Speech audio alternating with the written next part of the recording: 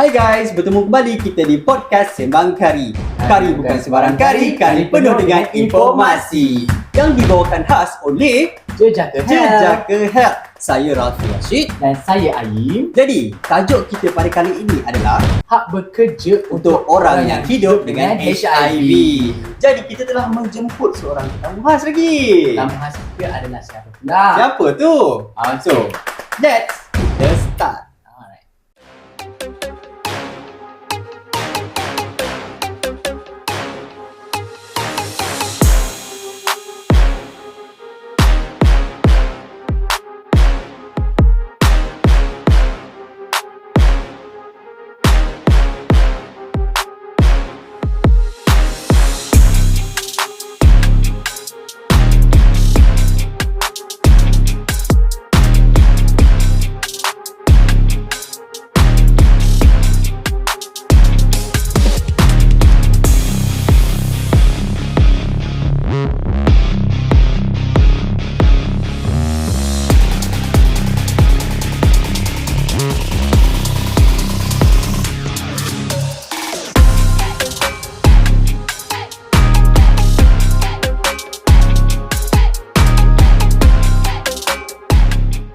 Tada! So, Okay guys.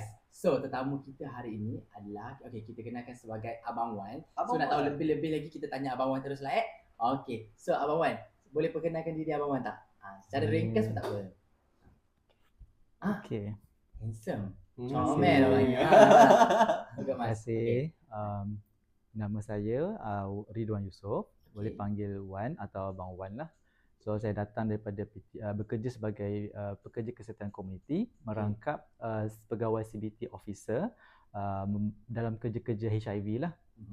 Dan saya duduk kat KL. Saya punya hobi saya suka menulis.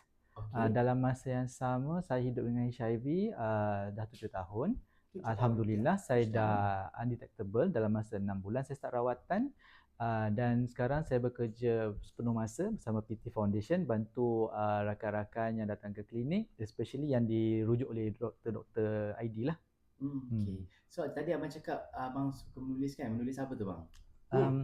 Okay, another satu lagi berkaitan dengan diri abang. Okay. Maupun kita ni dalam hidup kita ni, kita is a journey Perjalanan. mengenal diri. Faham. Berkaitan dengan tajuk kerja kita lah kan. Okay. So kalau kita nak kerja tu, kita kena kerja dalam bidang yang serasi dengan personality kita. Betul. Dan kita pun kena tahu tentang diri kita. So I baru-baru ni bulan 2 I lately diagnosed sebagai ASD level 1 lah. Maknanya autism spectrum disorder level 1. So that's explain my mental health condition before this, dan bagaimana untuk I cope with my situation, bagaimana I kuat. So I lebih tahu pasal diri I dan boleh bantu kawan-kawan di luar sana. bagaimana abang boleh terjebak dalam bidang dunia HIV? Terjebak tu macam macam hina mana? betul bunyi dia. Macam mana abang boleh bekerja? Dia macam Saya ni salah lah. cakap ke bang? Dia Alamak, masuk. Tak apa. Salah ayat tu. Normal. Normal. Saya tulis Tak skrip. apa. Normal. Tak apa. Kita dah Tak apa, baca bang? skrip juga. Okay. Tak apa. Okey, Normal. jadi macam mana abang boleh berkecimpung dalam Cantik. bidang? Cantik betul tak sikit bang? bunyi dia tu. Berkecimpung. Macam mana abang boleh berkecimpung dalam bidang dunia HIV sebagai advocate ataupun sebagai PKK lah. Pekerja Cerita dia kesihatan komuniti. panjang. Memang panjang. Okey bang, cerita dia. pendek kan? Panjang Penulis juga. Penulis kan? Sinopsis Sinopsis bang. Okey. Sinopsis. Sebenarnya kita pun tak expect. I sebenarnya cita-cita nak jadi pensyarah. Okey. Dulu I minat robot. Abang minat betul. robot. Boleh buat robot? Bukan minat robot, I minat nak buat Oh, robot. tahu takut bukan minat robot sesuatu. Tak. Bukan. Konon-konon nak buat robot bantu si rumah tangga. Okey. Macam Faham, tu oh, lah. cita-cita benda-benda macam tu. Macam Inovasi. tu. Jadi masa sekolah dulu abang dalam bidang science stream lah.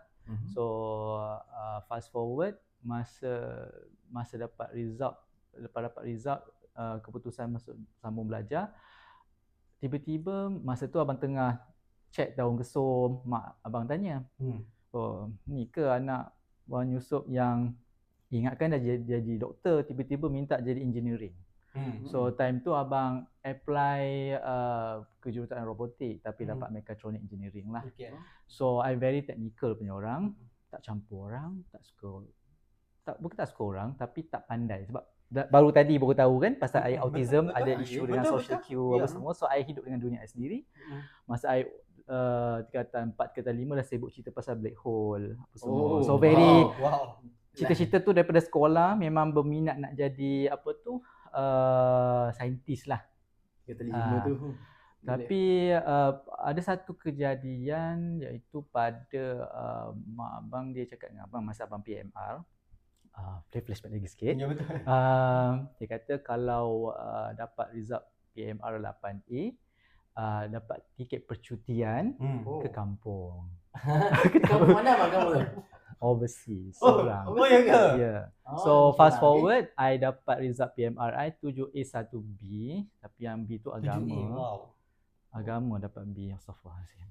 Yang B, I expect my BI yang dapat B, tapi itulah kadang-kadang ujian kan kita expect benda lain, kita dapat benda lain kan. Betul bang. Jadi 7A bang. my mom dia kata okeylah, boleh kita katakan boleh terimalah, dapatlah. So I balik sana masa I form 4. Kampung mak I dekat kaki Gunung Berapi. Gunung Berapi tu memang tengah berasap-rasap. I memang cantik, sawah padi luas. Masa I pergi tu memang jadi pelancong lah kat sana. Kat mana tu bang namanya? Di Padang. Padang kat Sumatera betul? Ya betul. Betul Sumatera. Jadi time tu pada satu pagi yang membuatkan abang bercita-cita tinggi pada ketika tu adalah pagi-pagi abang dengar kuih. Lepas tu cakap lah, mak, kenapa orang budak-budak ni dia pergi jual kuih? Dia orang kalau nak masuk sekolah kena bayar yuran. Oh ya ke? So masa tu I spark dalam diri I, aku nanti nak belajar sungguh-sungguh, aku nak berjaya, aku nak jadi macam orang kaya, boleh balik ke sana, boleh bangunkan tempat ni, jadi orang-orang macam ni tak perlu ada lagi. Maknanya dia orang boleh pergi dapat pendidikan percuma, begitulah. Tapi fast forward perjalanan yang panjang, tiba-tiba abang ada pernah jadi pensyarah sekejap, tutor, kemudian dalam kehidupan tu abang terkecimpung dalam bidang perniagaan bersama kawan lama dulu, 10 tahun dalam berniaga. Dan tiba-tiba biasalah dalam keadaan kita, dan I diagnose. Kemudian pada keadaan tu, keadaan abang ketika paling lowest sekali dalam kehidupan, ada susah je thought apa semua. Tiba-tiba my friend kata, kau ikutlah dengan PT Foundation. Dia kata pergi ikut dengan NGO sekian, namanya ada satu NGO untuk ikut dapatkan psychosocial support. So masa saya pergi dekat hospital tu, kat satu buah hospital I follow up. Masa tu I tengah dah start rawatan, dia jumpa tengok orang ni berjalan ke sana, berjalan ke sini, berjalan ke sana, berjalan ke sini. Ni kenapa ni? Macam lipat kudung. Tolong sana, tolong sini, tolong sana, tolong sini. Oh ya ke? Ya, lepas tu bila kita tengok rupa-rupanya dialah saya punya peer, iaitu Abang Along daripada PT Foundation lah. Abang Along. Ya, jadi sebenarnya pada mula-mula takut tu memang normal, kita takut nak jumpa orang. Tapi disebabkan kawan saya tu pernah tolong saya, jadi saya katakan tak apa, saya ikut saja. Jadi pada ketika tu saya ikut dan baru saya nampak ada cara lain nak tolong orang. So sejak daripada tu saya pun bekerja dalam mula-mula saya kerja volunteer. Saya buat beberapa kerja sebab saya pun baru nak naik balik dalam hidup saya. Kerja sebagai tuition, mengajar tuition, I buat translation work, kemudian buat part time dekat PT Foundation lah. Kemudian pada tahun 2019 di bawah program Trade Mahirian Peer Support, saya telah dijemput dan saya dapat surat pengesahan kesihatan menyatakan saya boleh bekerja sebab saya dah viral load suppressed, undetectable. Jadi dalam masa 6 bulan lah. Jadi saya pun start kerja situ sebagai peer support untuk bantu klien-klien yang datang, yang doktor nampak mereka ni COC seorang, jadi dia perlukan seseorang untuk berbual. Jadi doktor akan perkenalkan, ini Cik Wan, dia pun ada makan ubat cuka. Jadi awak boleh berbual dengan dia. So tahun bila tu abang start bekerja dengan PTF? Secara part time tu sebenarnya awal lagi? dalam Januari 2019 lah. Oh, Lari-lari lah. I buat real estate juga. juga Dan I dapat offer tu sebenarnya saya fikir 2-3 kali juga. Masa tu abang kerja sebagai apa? Saya kerja macam-macam. Abang kerja Oh, macam-macam dulu. Masa tu abang just volunteer. Boleh. Abang Oh, kerja tak- volunteer sebab- just nak survive sebab Bisnes ni tadi abang cakap. bisnes tu dah tak buat Oh, dah tak buat dah? sebab kita kan nak recover from life Oh, gitu. betul. Jadi time tu abang solat istikharah banyak kali. Itu je peluang kerja yang ada yang memang kena, so abang pun masuk. Dan abang bertahan start- sampai sekarang, betul bang? Ya, pejam celik bulan 6 ni genap 5 tahun 5 lah tahun bersama. dah kan? Ya. Betul tak? 5 So tahun dalam kerja. basically kan dalam abang kan cakap abang dah start bekerja pada tahun 2019. Okay, so dalam masa tempoh 2019 tu kan sampai sekarang ni abang rasa agak-agak dalam berapa ramai dah abang punya klien yang abang dah bantu selama ni? Sebab kita kalau jumpa klien tu ialah kita kadang-kadang tak ingat, kadang-kadang ada yang roughly kadang lah, ada berapa kita tu? kadang yang telefon Banyak malam. sebenarnya, banyak juga kan, Jadi banyak. kalau kita kira face to face dekat klinik, because saya kerja dekat Kuala Lumpur, dia agak center. Jadi besar lah kan? about 600 klien Total dalam abang dekat sana dengan lebih dekat 2000 Mostly sesi sokong bantu berdepan lah. Okay bang, so mostly yang datang ke abang sebab abang base dekat klinik kan? Ya, So betul. mostly community yang datang ke ataupun ada lain-lain gender? Sebenarnya daripada komuniti ramai juga yang datang, tapi sebenarnya bila kita buat kerja ni kita tak limit. Cuma of course kita program yang buat, kita Betul. kata kena ikut KPI, tapi takkan orang yang datang tu Kita bukan nak tolak betul? kita tak nak tolak. So dengan abang tolong mana yang abang boleh, yang mana yang memerlukan. Kadang-kadang ada yang berumur, kadang-kadang yang daripada populasi yang lain. Betul. Memang majority daripada key affected population, tetapi ada juga mereka yang affected dengan HIV. Betul bang. Okay, so jadi abang seperti yang kita tahu HIV ni dia tak ada simptom. Betul. Okay, jadi boleh tak abang beritahu kenapa bila ada orang yang tak sihat, dalam keadaan yang tak sihat, bila kita lakukan ujian saringan, dia dapati diagnosis HIV. So macam mana boleh jadinya berlakunya perkara tersebut? Okey, dia sebenarnya kadang-kadang ada setengah orang memang ada dia tak keluar simptom. Kita panggil masa zero conversion tu kan. Maksudnya bila virus HIV ni bila masuk dalam badan kita, dia tidur sekejap. Kita panggil, kita bahasa orang kampung lah. Yelah, Kalau kita tidur cakap lah, bahasa biologi pensan, nanti pakcik-pakcik, makcik-makcik Semua kan. ada pula pensan. Jadi Takut kita dia tak virus kita faham tu tidur. dia masuk, dia tidur kejap.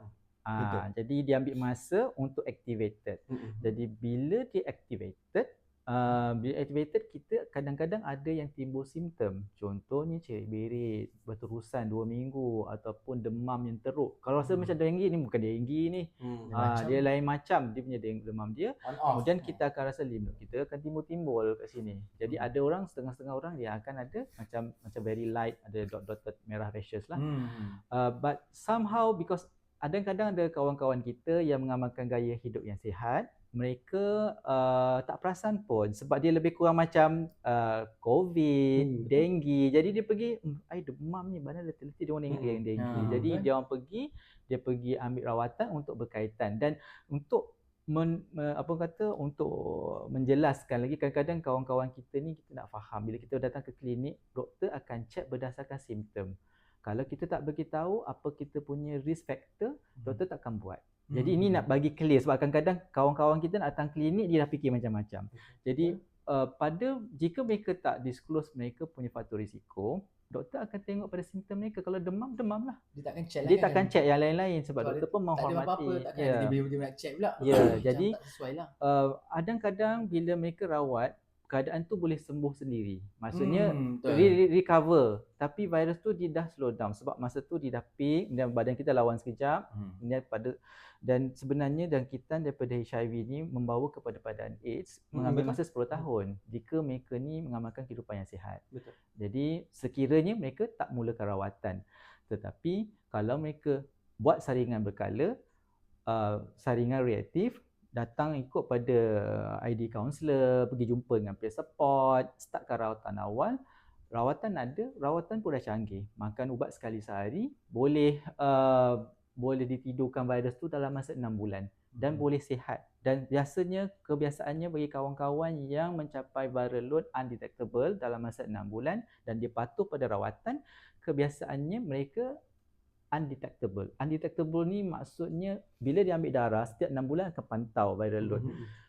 Viral load tu tak dijumpai oleh mesin tu. Virus tu. Jadi kita panggil ditidurkan. Kalau saya nak cakap dengan kawan-kawan, kita anggap virus tu macam dia orang jahat masuk dalam badan kita, kita buat PKP kat dalam badan kita. Tu agak buat tu PKP. Jadi maksudnya virus tu dia suka abang-abang askar, dia tak boleh nak masuk. Sebab apa? Jadi makan ubat dia tak boleh sebab kerja dia perlu beranak dalam abang askar tu. Jadi abang askar ni perlu lindungi badan kita. Jadi yang menjadi AIDS ni apabila abang askar tadi iaitu CD4 cell specifically dia turun tanpa perlindungan menyebabkan apa jadi? Jadi macam dilanda peperangan. Jadi bakteria-bakteria lain pun boleh datang. Jadi kalau menjawab soalan Ayim tadi, banyak yang dia ada simptom, dia ada faktor risiko tapi dia just rawat, saya nak pergi rawat demam je. Dia tak perasan tentang faktor risiko yang lain, dia tak bagi tahu. Jadi dia boleh berterusan sehingga bila mencapai tahap AIDS iaitu di mana CD4 bawah 200 atau bawah 250 lah, 200. Jadi bila CD4 tu dah jatuh turun, kita dah mencapai tahap AIDS, masa tu dah badan kita immune system dah runtuh. Jadi macam-macam, kena sakit dada, kita batuk-batuk, simptom-simptom untuk TB, badan hilang berat badan. Jadi baru time tu dia nak pergi dapatkan rawatan. Orang kalau nak bekerja kan dia kena ada buat ujian saringan HIV kan. Betul. So contohlah kalau seorang individu tu dia dah buat ujian saringan HIV tu dan dia dapati dia macam reaktif ataupun positif lah untuk dia punya ujian tu. Kalau anda kata majikan dapat tahulah, so apa biasanya majikan akan buat kalau abang pernah dapat lah? Ni pengalaman abang sebelum ni. Kalau klien tu dia reaktif, maknanya dia tak pernah jumpa kita ataupun dia tak pernah dapatkan rawatan lagi, tiba-tiba dia sangkut masa ujian di tempat kerja. Masa dia minta kerja kena buat pre-medical check-up. Jadi pre-employment medical check-up. Jadi time tu sebab nak kerja punya pasal apa-apa pun ya-yakan aja kan. Yes. Kenalah nak buat test ujian buat test ujian. Jadi bila dia pergi reaktif, kebiasaannya mereka tak akan dapat shortlisted ataupun mereka tidak dipanggil untuk bekerja. Itu bagi mereka yang baru nak memohon kerja. Kebiasaannya ada juga mereka yang datang ni, mereka dah pass dah interview kali pertama tu. Dia kadang-kadang ada 3-4 kali saringan. Jadi yang saringan yang terakhir tu yang kita terkesima sebab dia buat pre-employment medical check-up semata-mata untuk check seseorang yang dah lepas saringan interview kali pertama. Jadi pada situ ada sesetengahnya yang menulis memang dia akan letak HIV testing, ada juga yang buat untuk STI testing juga. So bila keadaan tu jadi begitu, klien akan tanya kita balik macam mana nak buat apa semua kan. Jadi kita sebab apa kita tak boleh nak bagi kata putus sebagai peer support yang keputusan tu daripada diri klien tu. Tapi dalam masa yang sama realitinya dia perlu check. Sebab apa di dalam negara kita tak ada akta perlindungan untuk orang yang hidup dengan HIV.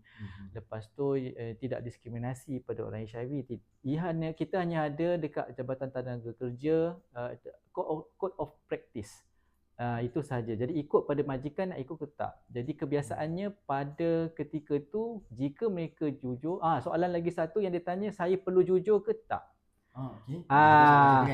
Jadi saya kadang-kadang tu saya bukan nak play safe, tapi kita sebagai peer, kita educate kawan-kawan kita yang mana sebab saya sendiri pun pernah ambil orang kerja.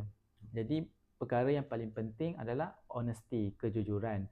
Jadi kalaulah kita ada cabaran masa nak minta kerja dah okey, minat dengan kerja yang berkaitan, tiba-tiba disuruh buatkan ujian dan ujian tu perlu buat ujian HIV, kita kena tengoklah kerja tu perlu ke ada kaitan dengan HIV. Maksudnya status HIV tu. Jadi kalau dia nak orang kata kalau dia nak disclose, yang biasa kita cadangkan bertanya dulu dengan pihak HR tu. Tapi ada juga yang buat keputusan, yang ada yang tak disclose, ada juga yang dia disclose secara hitam putih, ada yang cakap direct dengan HR. Belah. Jadi kebiasaannya yang mana yang rujuk dengan kita, kebiasaan not shortlisted. Yang mana yang ada requirement untuk HIV test tu. Okey bang, jadi adakah HR ni semua boleh dipercayai? Saya rasa bang. Okey. Dia macam mana nak cakap dalam kerja abang, dalam kerja bidang ni, memang hati tu meronta-ronta. Ronta-ronta sebab bila kita jumpa dengan doktor pakar, macam-macam doktor pakar, sebab apa, abang bekerja di bawah hidung doktor. Maksudnya kita bukanlah kita ambil ilmu dia kan, kita belajar, tapi kita tak boleh claim kita sebagai kaunselor, kita tak boleh kata kita sebagai doktor, tapi kita nak faham supaya kita boleh bagi faham kat kawan-kawan kita kat luar sana. Doktor beritahu you are fit to work. Bila virus suppress, maka ubat betul-betul undetectable, CD4 dah rebounce balik, kita sihat macam orang lain. Ibarat macam orang tu ada kencing manis, ada darah tinggi, kita makan ubat betul-betul, kita boleh sihat dan boleh kita panggil kita hidup dengan perkara tu, tapi kita manage. Yang jadi isunya adalah sebab doktor adalah orang yang dalam bidang tu. Doktor ID di dalam bidang tu, dia memang mengaji bidang tu, bidang infectious disease. Maknanya dalam bidang penyakit berjangkit, doktor pakar ni dia memang dalam bidang tu. Jadi bila dia kata bila you stable dalam rawatan, you boleh kerja.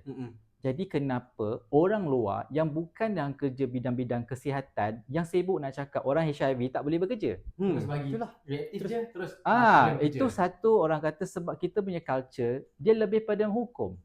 Bila tengok aja hukum dalam otak kita ni, culture budaya kita hukum, kita tak nampak nak bagi peluang kat orang lain. Betul. Jadi itu satu yang abang nampak lah. Dan satu lagi, kadang-kadang bila jadi macam ni, kawan-kawan kita akan tanya, macam mana nak percaya cakap doktor? Doktor kata tak boleh kerja, kenapa tempat kerja tak bagi saya kerja? Kan isu juga tu. Jadi apa yang kita boleh bantu adalah bila berlaku kes-kes macam ni, kita kan nasihat, kita bagi guide. Kita boleh buat laporan insiden kepada melalui Majlis AIDS Malaysia. Cabaran dia adalah, awak bayangkanlah kalau awak lah, Rafi, awak baru first time didiagnose HIV lah kan, awak tengah trauma kan, lepas tu awak pergi baru nak minta kerja, tiba-tiba kena buang kerja pula. Lepas tu abang Wan pula, Rafi, kita buat report nak. Awak rasa apa? Putus asa dah bang. Tak nak buat, kita nak pergi report, kita nak pergi buat report dekat Majlis AIDS Malaysia. Jadi pegawai advokasi dekat Majlis AIDS Malaysia, mereka akan datang kat company tu untuk bagi advokasi kepada human resource tu. Awak rasa macam mana? Okey tak? Kalau saya lah, kalau saya rasa macam nak pergi je, okey je. Oh, pergilah. Okeylah. Baguslah awak bersemangat kan. Kalau saya semangat ni nak pergi. Tapi kebanyakannya betul lah. Kebanyakannya dia akan lagi down. Betul. Pasal apa? Bagi kita maslahat kepada klien tu lebih penting. Betul memang ada klien. Ya bang, saya nak pergi buat report sekarang juga. Ya. Memang aku kena balik buat report lah. Jadi memang kena buat report lah. Kan? Tapi cabaran dia bila kawan-kawan kita ni, dialah satu-satu time tu kita nak bantu manage dia punya emotional breakdown. Sebab itulah kali pertama dalam hidup dia berlaku keadaan sedemikian. Jadi kita tak nak paksa, kita bagikan pathway. Okey, kalau you ingat apa yang berlaku, siapa yang awak jumpa, apa yang dia reply, apa surat yang awak terima, tulis, kita pergi buat. Tapi katakanlah klien kita atau kawan-kawan kita ni dia tengah, saya nak kena kerja, family saya perlukan duit, saya ada adik, saya ada mak saya nak kena bayar. Komitmen lah bang. Saya lah satu-satunya yang perlu sara hidup. Macam mana ni bang? Mak saya dah harapkan saya kerja bidang ni. Tiba-tiba saya kena buang kerja, saya nak cakap apa? Jadi apa yang kita boleh buat, kita pujuk dia untuk cuba cari kerja lain. Maksudnya bang, dari segi apa yang abang cakap ni kan, bila abang hantar do the report macam pekerja-pekerja yang dah didiagnose HIV, and then do the report with Majlis Malaysia, ada tak yang berjaya? Kita ada advokasi, ada sebenarnya ada some work yang kita buat, ada certain, tapi saya tak boleh sebut detail sebab takut affected kepada mereka yang berjaya tu. Ada ataupun tidak. Ada yang affected tapi ada yang ada masalah lah. Maknanya disebabkan itu ramai kawan-kawan kita tak nak buat report. Sebab katakanlah dia pergi masuk ke organisasi yang besar, yang mana dia ada satu jawatan kuasa, kena mesyuarat satu je untuk dia. Maksudnya pakcik ni kena pakcik ni pangkat datuk, pakcik tu pangkat Tan Sri, semua kena mesyuarat pasal hal dia je. Nanti disebabkan mereka ni dah berbual, yang kat bawah-bawah ni tahu. Jadi member yang seorang ni dah terkesan. Sebab bendanya pernah berlaku. Jadi efek kepada emosi kawan kita. Sebab bagi kita sebagai seorang yang peer support, kita melihat long term. Betul. Klien tu kita nak kena makan ubat long distance lah. Maknanya hari-hari nak patuh pada rawatan. Bayangkan kalau you makan ubat, you rasa buat apa aku makan ubat? Aku makan ubat tak guna, orang tak ambil aku kerja. Lepas tu kita nak minta dia buat laporan pula, nak turun, nak pergi berlawan. Apa yang penting untuk dia pada waktu tu? Yang penting dia dapat kerja, dia dapat income. Jadi pada waktu tu kita buat apa yang boleh. Of course, dalam kerja-kerja kami di NGO yang di lapangan, cabaran kami bila kita nak bawa kepada Majlis AIDS Malaysia sebagai payung kami, selalu kita akan beritahu banyak kes diskriminasi tempat kerja. Wan, report mana Wan? Report mana? Berapa orang? Berapa report? Aku pun jadi macam, ya tak ya juga. Sebab kita kalau kita nak buat incident report, macam ibarat report polis. Kalau kita tak boleh suka-suka nak buat klien tu punya report ke atas satu company. Betul. Macam tu. Jadi it is a long journey untuk kita kat sini. Walau bagaimanapun, ada juga company-company yang dah sensitize, yang mana mereka aware tentang perkara ni dan mereka tak buat ujian. Cuma banyak kes yang terminate atau mereka sekadar, bila dia tahu pasal kes-kes awareness macam ni, kadang-kadang orang HR ni dia pandai juga. Dia telefon, dia tak jawab melalui email, dia telefon. Hello, minta maaf, awak tak diterima bekerja kerana status HIV awak. Ada juga macam tu. So tak ada trail bukti tak ada. Kalau orang tu dah macam contohlah dia dah memang bekerja dan contohlah klien abang kan, orang tu dah bekerja dah. Tapi dia contohlah buat test dan dapat tahu, kemudian dapat tahu yang dia ada itulah dia terus positif. Ada tak kes yang banyak tak kes yang dia dibuang kerja disebabkan company tahu banyak status tak dia? kes yang orang kena buang kerja disebabkan HIV? Dia sebenarnya gini, sebab biasanya kita akan tanya balik klien, masa mula-mula kau masuk kerja, kau sign apa?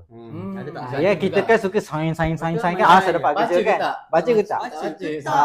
Awak kena faham apa yang awak sign tu. Tengok dulu. Sebab ada setengah jabatan ataupun setengah organisasi, dia akan tulis awak masa dah dapat kerja, dia akan ada surat macam aku janji tau. Jadi awak pernah tak buat macam ni, awak pernah tak buat macam ni, awak pernah tak buat macam ni. Jadi apabila ada kes-kes yang ini, yang biasa yang berlaku ni, biasanya mereka ni dah sakit tapi dah mula nak sihat. Jadi mereka dah sihat, jadi ataupun mereka tengah nak startkan rawatan, baru nak start rawatan. Biasanya sebab satu lagi, mungkin diorang tak update diorang punya guideline dekat HR. Mereka tak just terminate sajalah. So basically macam dekat dalam kontrak tu diorang ada mention. Sorry ya, sebab apa pun tu kita ni kadang-kadang dah berumur kan. Jadi kita ingat-ingat lupa kan. Okey. Sebab kita dah pernah sign, kadang-kadang mereka terminated bukan kerana HIV tu, tapi terminated kerana faktor risiko. Ada ke dalam kontrak? Dalam kontrak tu akan ada. Dia bukan dia masa surat setuju terima jawatan. Rasanya ada. Jadi pasti sebelum dia sign. Jadi kalau kita yang hidup dengan yang aktiviti berisiko ke apa, kita kena faham apa yang berlaku, dan kalau kita nak dapat kerja tu, kita kena pastikan diri kita sihat lah. Betul. Praktis benda yang sihat guys. Itu paling penting. Okey, jadi bang, so maksud dia, adakah orang yang dah didiagnose virus HIV boleh bekerja? Boleh ke? Awak rasa? Saya Tanya abang. Oh, okey. Ya, kita tanya awak balik kan. Okey. Macam abang Mungkin ya, abang mungkin share. tidak. Saya Okey. macam Kau tengok aku sekarang boleh macam tidak? mana? Ah, Kau tengok aku sekarang macam mana? boleh je kerja. Boleh. Kan? Tapi Kan? work. Fit to work, handsome pun handsome, elok pun elok. Macam Kan? alhamdulillah. So, jawapan dia. Okey. Biasanya kalau seseorang tu dia start rawatan, dia patuh pada rawatan. Macam kita kata tadi, dia makan ubat betul-betul. Katalah makan ubat pukul 11 malam, esok makan pukul 11 malam, hari-hari on time. Dia akan capai viral load suppress dalam masa 6 bulan. Kebiasaannya ada yang lebih cepat. Jadi CD4 ni, askar kita tu sentiasa dihasilkan. Jadi biasanya kalau dia ikut dengan program support group, ikut dengan NGO, jadi dia selain daripada ubat, dia semangat nak jaga tidur, dia boleh sihat kembali macam orang biasa. Dia cuma makan ubat setiap hari, macam makan pil, vitamin. Jadi tak ada masalah untuk bekerja, dia adalah fit to work. Even though untuk mereka yang undetectable, katalah mereka, abang macam mana ni saya nak kahwin, awak dah undetectable belum? Dah. Okey, awak bawa pasangan jumpa dengan doktor. Awak pun nak kena buka cerita dengan pasangan juga. Jadi kalau pasangan faham berkaitan dengan U equals to U, maknanya katakanlah kita dah capai U undetectable, maknanya viral load undetectable, maknanya dalam darah kita tu virus tu tak aktif, ditidurkan. Jadi kita tak jangkit kepada pasangan kita, dipanggil untransmittable.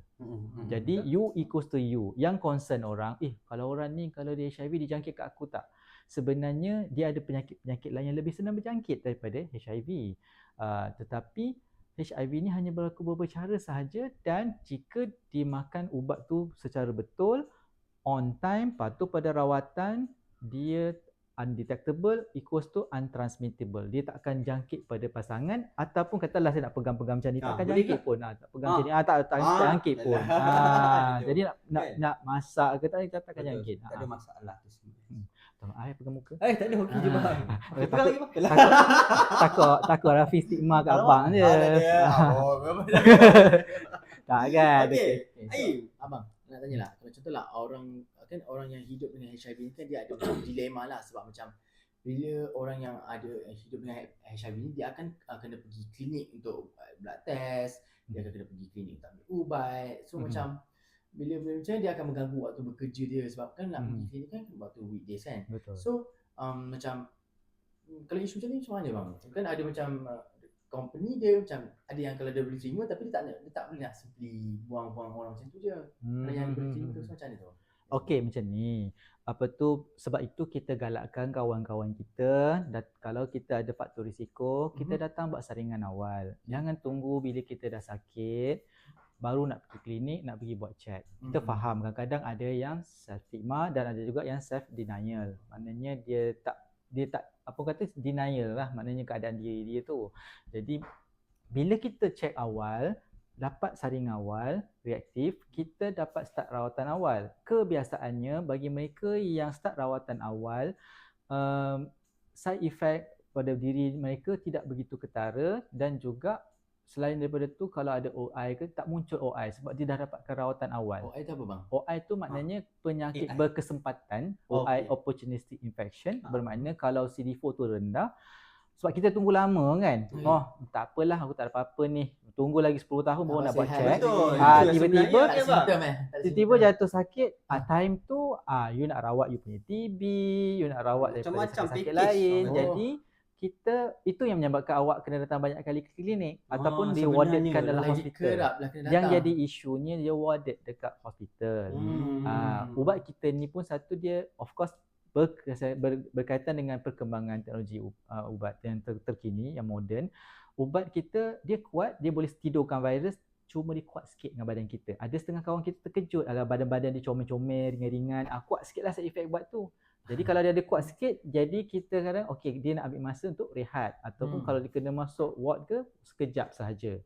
Jadi pada permulaan kebiasaannya follow up tu mungkin selang 2 minggu jumpa doktor, ambil darah lagi, lepas tu sebulan ataupun 2 bulan. Tetapi kebiasaannya selepas 6 bulan, bila dia stable, appointment ke klinik setiap 6 bulan saja. Maknanya dalam setahun tu 2 kali saja. Jadi kalau katakanlah dia nak bincang dengan HR, dia boleh ambil macam saya ambil annual leave walaupun dia kerja kat NGO yang berkaitan HIV. Kerap orang pergi klinik masa tu sekarang kalau contoh orang hidup dengan HIV kan, contoh dah undetectable macam apa, kerap ke kena pergi klinik?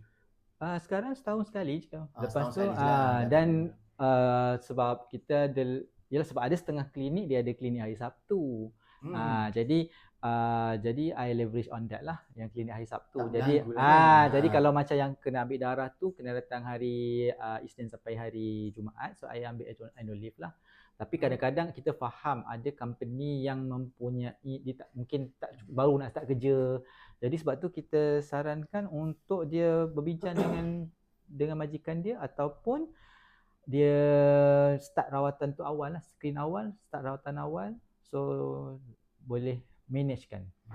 Kita faham maksudnya daripada HR, kalau orang yang hidup dengan HIV ni, dia akan selalu pergi klinik ke? Sebenarnya kalau orang tu dia tak ada HIV pun, kalau dia nak cuti juga. Ni tak datang kerja, tak datang kerja. Tak datang MC juga kan? Sama je. Betul. Ada juga orang yang tiap bulan ada je MC. Tapi ada juga orang yang yalah apa orang kata dia nak kerja. Tapi kita kena faham yang mana appointment kat klinik kena datang sebab nak review. Ada juga setengah daripada kawan-kawan kita mendapat fasiliti online consultation with doctor. Ada, tetapi fasiliti tu masih terhad lagi lah. Okey bang, so minta pendapat abang je lah. So perlu tak dekat Malaysia ni kita wujudkan akta anti diskriminasi terhadap PL HIV? Okey.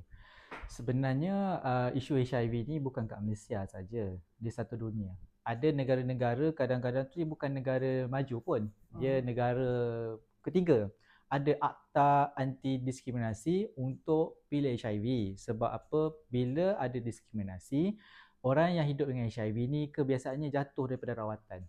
Sebab apa? Bila berlaku diskriminasi tempat kerja, sebab mereka ada nak kena bayar sara hidup, keluarga. Jadi bila ada diskriminasi tempat kerja dan mereka tidak ada perlindungan, ia menyebabkan mereka hilang hak sebagai manusia dan rakyat di negara tersebut. Betul. Jadi pada pendapat abang, ya, perlu ada akta anti diskriminasi. Dan alhamdulillah dalam kerja-kerja ni kita pun banyak juga buat advokasi, Majlis AIDS Malaysia, Yayasan AIDS Malaysia buat advokasi. Kita pun daripada NGO yang bergabung, kita dah halakan perkara ni kepada Majlis AIDS Malaysia dan Yayasan AIDS Malaysia. Dan alhamdulillah pada November tahun lepas abang dijemput untuk memberikan perkongsian dengan pakar-pakar HR di Berjaya Times Square berkaitan dengan Agile Talent Management, something like that. So yang datang dalam conference tu adalah HR dan pada ketika tu, tadi sebenarnya saya terlupa tadi, abang terlupa nak sebut pasal yang HR tu kan. Bila daripada 5 tahun ni kan, kau jumpa klien ke, klien datang ke, klien nangis ke, abang, HR kata gini, HR cakap saya tak boleh kerja, HR cakap, lama-lama melekat ke otak aku. Jadi pada masa dalam sesi forum tu, bila tengok orang-orang HR ni, sebenarnya macam kita juga, mereka pun belajar. Masa tu, abang pun terlepas, terlantun suara, I thought HR is evil people. Because I thought, tapi because you are here to learn berkaitan inclusivity, tentang kepentingan untuk ada dasar yang inklusif kepada orang yang datang bekerja, tidak kiralah apa dia punya underlying issue, yang mana sekiranya mereka boleh bekerja, apa salahnya untuk ambil bekerja, dan mereka tak sepatutnya discriminate berdasarkan kepada perkara yang dah dikatakan doktor fit to work. Maknanya ambil je lah kerja. Yang menentukan orang tu boleh bekerja adalah kemampuan dan niat dia nak bekerja dan motivasi. Sebab apa, kita kadang-kadang daripada komuniti pun juga kita pun kena highlight yang mana bukan kita je yang masalah. Maknanya bukan pilih HIV je, ada juga macam abang ikut program sebab abang pun belajar macam mana manage mental health, depression, anxiety. Bila kita ikut forum HR, forum untuk mental health, ada juga orang yang OKU, orang kelainan upaya dan juga menghadapi mental health, mereka di reject semasa apply kerja. Kadang-kadang orang tu semangat datang. how I want to say in the form. Should I honest or not honest? Jadi soalan dia tu bukan HIV saja. Maknanya kepada semua orang yang boleh bekerja, kita nak tengok kemahiran dia buat kerja. Sebab itulah kalau korang tengok aku buat kerja macam aku nak buktikan orang macam kita ni boleh bekerja, boleh lebih perform daripada orang yang main-main buat kerja. Macam itulah maknanya. Dan satu lagi, bila kita ada interaksi dengan orang-orang HR, bila dipanggil, terima kasih juga kepada mereka yang panggil, kita ada interaksi, mereka belajar daripada kita, kita pun belajar dengan dia orang, iaitu sebenarnya mereka ingat orang yang hidup dengan HIV ni mereka tak pandai buat kerja. Sebenarnya salah. Sebenarnya orang yang hidup HIV bila dia patuh pada rawatan, dia boleh sihat, boleh kerja macam orang lain. Dan dalam masa yang sama, sebenarnya you nak cari orang yang boleh menjayakan organisasi awak. Maknanya orang ni boleh bring value to your organisasi. Itu yang paling penting. Kadang-kadang orang tak sihat pun, kadang dia curi duit. Kadang-kadang dia tak pergi kerja. Kadang-kadang dia tak buat kerja, dia buat kerja main-main. Jadi kadang-kadang tu bila datang pergi kerja, buat sambil main TikTok, Facebook. Kadang-kadang orang yang kita nak tengok kepada apa you nak daripada trait, daripada you punya pekerja you. Maknanya team. Sekarang kita panggil team. Kita kan organisasi kita bersaing, ekonomi tengah nak naik. Kau kena cari orang yang bersemangat. You bayangkan kalau you HR, saya sihat daripada HIV. Dulu teruk tiba-tiba saya dah kuat. Awak nak ambil tak saya kerja? Pasal apa? Bukan pasal ni. Jadi satu trait yang perlu dalam satu-satu organisasi adalah resilient. Resilient ni kadang-kadang kau masuklah orang tu dalam sungai, dia keluar macam tu juga. Tapi kalau orang yang hidup dengan HIV, dia naik balik daripada dia tak sihat jadi sihat. Dia berani pergi bekerja apa semua. Jadi kita nak cari orang ni dalam organisasi. Orang ini sangat penting untuk menjaga organisasi dan juga membawa keuntungan kepada organisasi. Jadi selain daripada akta yang boleh melindungi hak, kita pun nak advokasi tentang kebaikan mengambil orang yang HIV, orang yang hidup dengan HIV yang motivated. Sebab tu kita kata orang-orang yang hidup dengan HIV, kawan-kawan di luar sana, you are not alone. You pergi jumpa NGO Jejaka ada, kita ada FPT Foundation, kelas. Kita ada buat program setiap minggu. 2 minggu sekali datang. Kita buat tu, kita ada panggil doktor pakar. Kita datang macam mana nak cakap, ada masalah isu. Jadi sebenarnya orang yang dah jimat duit dari segi nak empowerkan kaki tangan tersebut. Alright bang. Okay, so sebenarnya kita dah berada di hujung segmen lah. So hari ni saya nak ucapkan terima kasih untuk abang lah. Sebab abang dah datang dan ceritakan kepada kita macam orang yang ada HIV ni sebenarnya boleh je bekerja. Boleh je bekerja. Potong ayam jadi apa pun doktor. Tak kisah you nak buat apa sebenarnya pun. boleh je bekerja Tak ada masalah pun. Okay, so memandangkan kita dah berada di penghujung segmen. Okay, sebelum kita habiskan tamatkan kita punya episod kali ni, nak tanya abang lah. So, abang ada tak kata-kata macam beri semangat kepada kita, komuniti yang baru kena dapat HIV, menjadi HIV dan yang juga, baru dibuat kerja. Baru buat kerja ke ataupun baru nak apply ke macam mana? Okay, macam ni. Sebab kita melalui kehidupan ni dah satu perjalanan. Okay, kadang-kadang kita dalam zaman TikTok ni kita dah jadi macam ni, kita rasa dunia tu dah berakhir. Sebenarnya kita ada satu proses untuk recover balik. So biasanya kalau kawan-kawan menghadapi isu macam tu, dekatilah dengan NGO-NGO yang ada peer support yang boleh bantu kita mendengar apa luahan hati kita. Yang kedua, itu bukanlah satu benda yang berakhir dekat situ. Contoh macam macam mana I bangun balik. I bukan bidang kesihatan. I belajar bidang engineering dulu. Tiba-tiba aku betulkan robot, tahulah ni orang. Jadi macam ni aku nak belajar. Lagi aku autism, mild autism. Kita nak cakap dengan orang. Jadi mungkin pengalaman yang dulu mengajar abang macam mana nak cakap. Mungkin banyak lagi yang boleh praktis. Tapi kita, apa peluang yang kita ada, apa resources yang kita ada, kita pergi cari. Beranikan diri, jangkau, dapatkan pertolongan. Yang kedua, kita nak lengkapkan diri kita. Kita jangan fokuskan sangat pada situasi kita. Maknanya bila kita makan ubat betul-betul undetectable, sebenarnya kita ada potensi. Kenali diri kita. Apa kekuatan kau? Kau pandai buat sale, kau pandai buat kerja, kau pandai buat craft, kau pandai programming.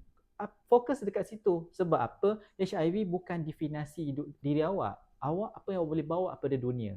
Jadi fokuskan pada situ. Yang kedua, you are not alone. Cari kawan-kawan. Yang ketiga, untuk para majikan ni, untuk semualah. Okay? Kadang-kadang bila jadi isu macam ni, kita akan pusing-pusing akan kaitkan agama lah apa semua. Ini daripada isi hati abang lah. Sebab abang dulu pernah meniaga. Kita pernah rasa macam apa maksud rezeki. Rezeki ni bukan maksud duit je. Betul. Sebab apa? Duit yang kau dapat ada bahagian untuk orang lain. Betul, itu saya sokong. Tapi bukan sahaja duit. Kuasa, pangkat. Kau ada kuasa untuk ambil orang bekerja. Apa yang kau buat dengan kuasa kau? Bila kau nampak ada satu orang, dia boleh kerja tapi dia ada HIV, kau nak tolak dia sebab dia ada HIV. Benda tu, awak tak menggunakan kuasa tu untuk memberikan peluang kepada seseorang tu boleh memberi makan pada diri dia sendiri dan kepada keluarga dia. Betul. Awak dah tutup pintu rezeki seseorang. Nanti pada satu hari kita ada karma. Bila kita tolak, mungkin kadang-kadang ada juga yang tolak secara tak sengaja, terkasar bahasa. Satu hari nanti berlaku sesuatu pada ahli keluarga kita, ataupun kita kehilangan atau kekurangan duit, ataupun mungkin kita sendiri ada, tak semestinya HIV dapat sakit. Dekat situ kita tak nak berlaku sesuatu dia panggil karma. Betul. Jadi tujuan kita kalau kita sebagai orang HR, kita reach out, belajar, dan kadang-kadang orang yang daripada klinik panel pun reach out juga pada kami. Sebab apa? Untuk kata not fit to work tu adalah satu orang kata tak tepat. You patut reach out pada ID klinik, yang mana ID klinik yang kata okey, dia ni dah CD4 dah naik, dia boleh bekerja. Apa salahnya boleh kerja sebab CD4 dah naik. Dan lagi satu, kena tengok kelebihan untuk orang yang patuh pada rawatan, iaitu mereka ini sentiasa disiplin makan ubat. Lepas tu dia sentiasa tahu status kesihatannya. Lebih lagi mereka yang mengamalkan kehidupan yang lebih sihat. Jadi pada pandangan saya, orang yang hidup pada tahun 2004 ni, orang yang hidup dengan HIV boleh buat kerja apa-apa sahaja. 2024. Okey. Start 2024 dan ke atas lah. Dan itulah. Dan sebenarnya bila-bila pun. Aku tak ingat. Okay guys, so terima kasih banyak-banyak. Saya ucapkan lagi sekali. Jadi orang kat luar sana, please guys, stop stigma and discriminasi. #KnowYourStatus, #ADH2030. Dan korang kalau nak kalau suka kita punya podcast, Jangan lupa share, like dan juga repost lah. all kita punya social media. And then kalau korang yang nak menjadi kita orang punya tetamu juga, boleh DM. Boleh DM I ataupun boleh DM Rafi dekat Instagram kita orang. Boleh ataupun komen je dekat dalam YouTube tu. Boleh je, nanti kita orang akan contact you guys. Okay? So sampai berjumpa lagi bang. Okay? Terima kasih. Bye bye bang. Bye. It's a wrap.